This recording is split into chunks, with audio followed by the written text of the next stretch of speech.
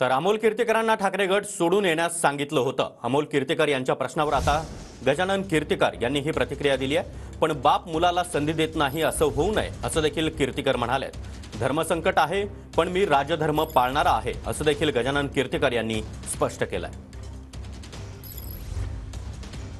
निवडणूक लढतोय त्याला सांगितलं तुला जर समजा माझ्या विरोधात निवडणूक लढायची नसेल तर तू उभाटा सोडून इकडे ये, त्याला तयार नाही। बाप पोराला संधी देत नाही असं माझ्याबद्दल समाज माध्यमामध्ये मत तयार झालं। मला माझी प्रतिमा डागाळून घ्यायची नव्हती म्हणून मी स्पष्ट संदेश दिला की मी निवडणूक लढणार नाही, परंतु पक्ष जो देईल उम्मीदवार त्याच्यासाठी मी प्रचार करणार। धर्मसंकट जरूर है लेकिन राजधर्म संभालने वाला नहीं, मैं राजधर्म संभालूंगा।